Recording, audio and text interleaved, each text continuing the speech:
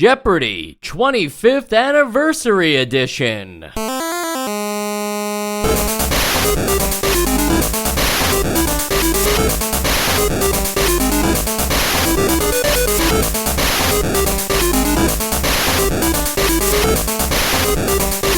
And welcome to Nostalgia, a chronological exploration of every NES game released in North America.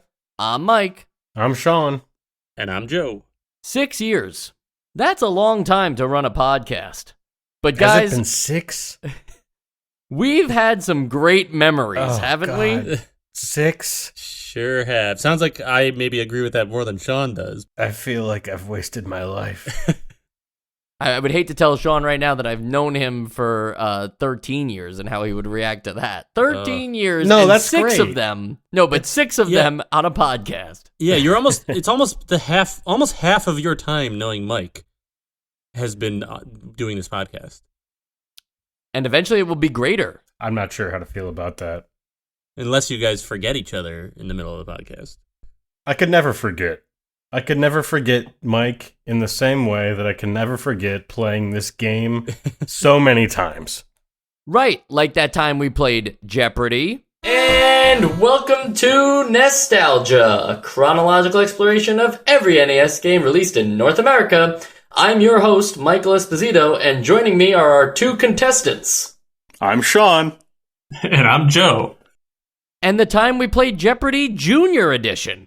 And welcome to Nostalgia, a chronological exploration of every NES game released in North America. I'm Mike. And I'm Sean. I don't remember Jeopardy Jr. That's weird. But do you remember the time we played Jeopardy on Jeopardy?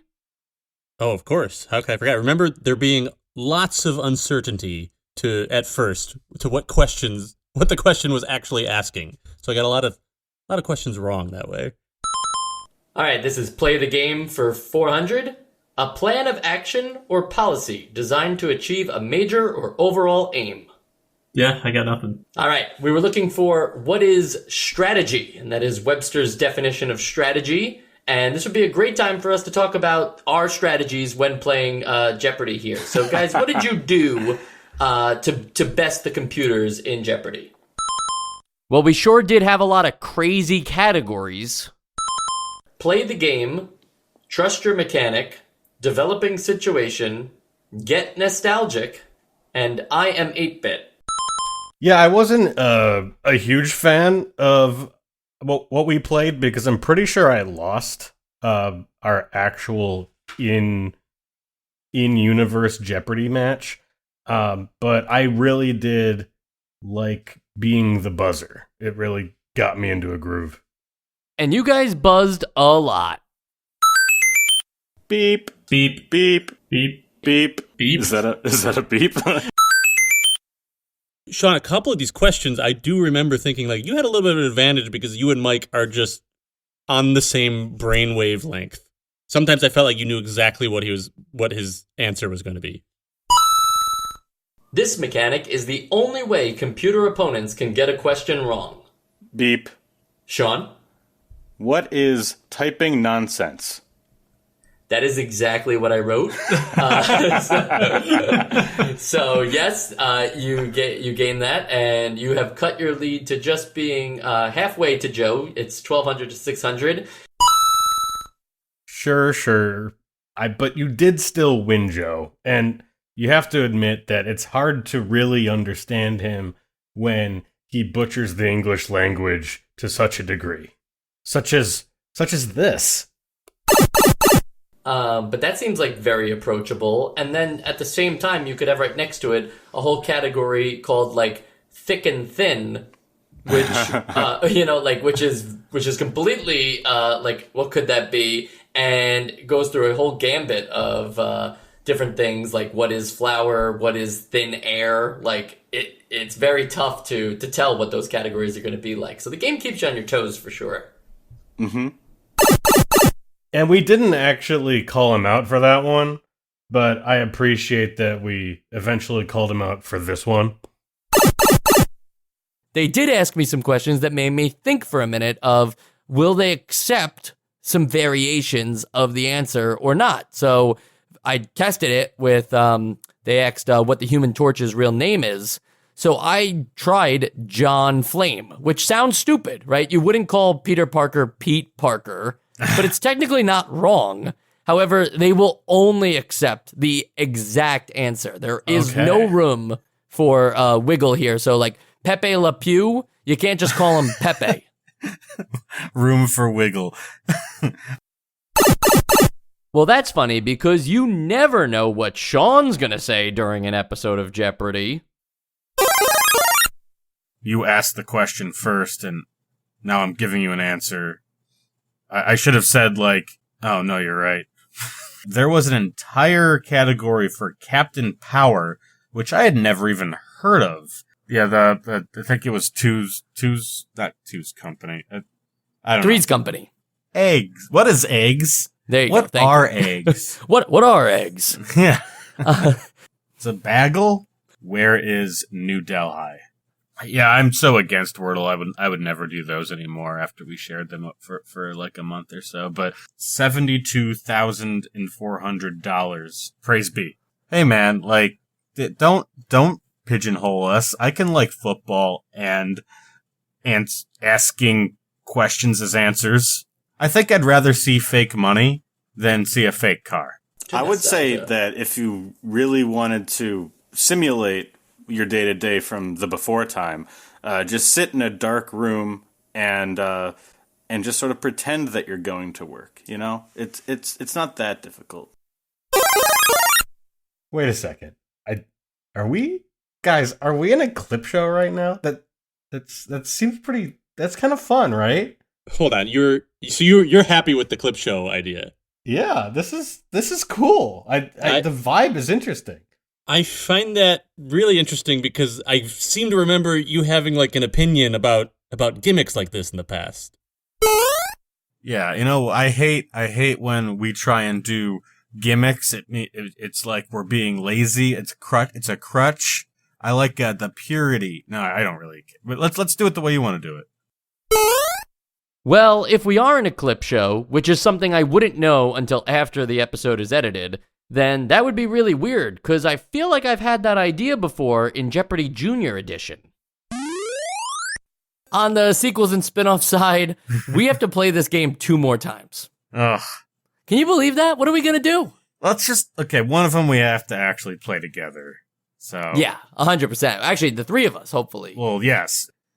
So why don't we all play for Jeopardy 25th Anniversary Edition, since that seems like a big deal. And and if that game comes out in like 1990 and we play it in 2025, is that really when we're playing it? Yeah, I don't know. I'm just saying with bad math, you could think that that's the 25th anniversary, but that would be like the 35th or 45th anniversary. I can't tell how old people are. 35th anniversary. Yeah, I'm Yep. that old. That's that good. old. You will be. Someday. Yeah. And then I think for Super Jeopardy, which sounds like it should be on the Super Nintendo, but for Super Jeopardy, that is the last time we'll play this game. I think that's the one we make a clip show of all the Jeopardy stuff. Yeah, I think, we could make something really, really cute out of that. So wait, what's the point of this episode then if we're just playing content that we've already produced?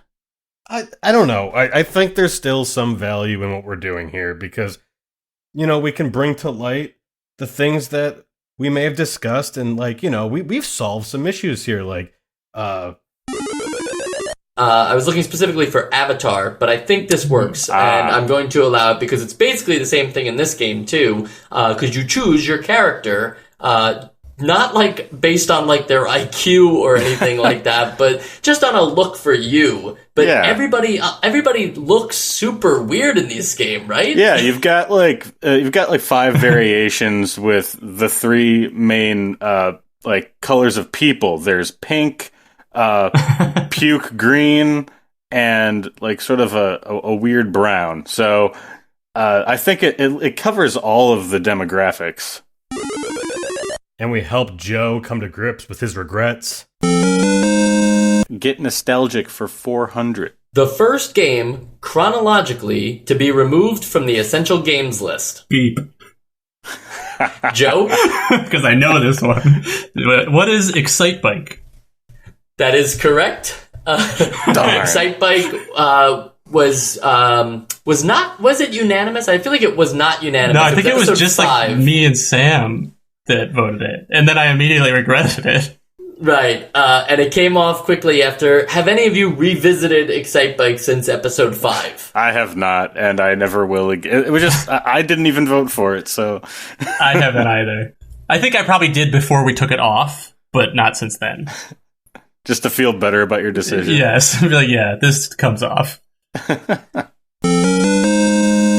Yeah, I'm much better now. But I do remember that when listening back to those episodes, maybe it's the way you edited it, but it does not sound like you gave us any chance to answer the questions that, like, we didn't know. Let's do developing situation for 300. Like host Alex Trebek, the game developer Rare is not from the USA. Instead of being a Canadian citizen, they reside in this country. We're looking for what is the United Kingdom. You'll remember that Rare was the first third-party developer on the NES with from that wasn't from Japan, and they were from the UK, and they brought us Slalom. Instead of being a Canadian citizen. Okay. And of course, Jeopardy! 25th Anniversary Edition does need an Essential Games List vote. Who could forget how we voted last time? Jeopardy, even if it were the perfect Jeopardy game, would never be an essential game. So it'd be like that sometimes. Okay, well said. I think we should put that as the banner quote for our Essential Games List. It'd be like that sometimes. Joe, what are your thoughts? I'll just lead off with saying that I also will not be voting this essential. For similar reasons. I mean, it's still just Jeopardy. It's exactly what you kind of expect from Jeopardy. I'm sure that later consoles can do things like slightly better. I can't imagine it getting like too much better. But I do want to say that I thought this game was going to be atrociously boring. And maybe when you play by yourself, it's not particularly fun, but like, hey, it functions. It works. If you want to have a trivia like contest, a game of Jeopardy with a friend, I mean, it works surprisingly well. And there are a lot of questions, so I feel like you can play for quite a bit. But yeah, it just doesn't really hit anything that grand. It's still just Jeopardy, so I'm not voting it essential. Well said, well said. And I think that, in 1988, this offered a lot for people who wanted to play this, but I also know that for many people, Jeopardy is a chore to watch, let alone play. So I don't think this belongs on the Essential Games list because it's definitely not like what people think of like peak video games, let alone peak game shows. Who wants to be a millionaire, right? Like that. Now that's a game that has like stakes and thrills. That said, what's interesting here is that there's really nothing I would fault on this game. It pretty much gets everything right in terms of Jeopardy with the, for the limitations of the NES. It's just that I'm not personally looking forward to playing the other two versions that Rare makes, the 25th Anniversary and the Junior Edition. So why would I put this one on the Essential Games list if I'm not looking forward to even playing them again? And it's the same now, right? So wait, did Joe get to vote last time? Yeah, on the original Jeopardy. Oh, okay. That was part of the clip show. Got it. Yeah, it just played. If everybody just heard it, and now you sound crazy. I do sound crazy. I was actually hoping that everything I said on the original Jeopardy could just be reused for every Jeopardy episode we ever have, including that one I missed. Well, when they release Jeopardy 26th Anniversary Edition next year for 1991, we will definitely use this and talk over this file. It's just recursive all the way down. Sorry, go ahead. Next week, we're back to real podcasting with The Last Starfighter, a game that promises to be a bit more exciting than Jeopardy. Jeopardy is exciting, though, and you can watch it weeknights at 7 on ABC.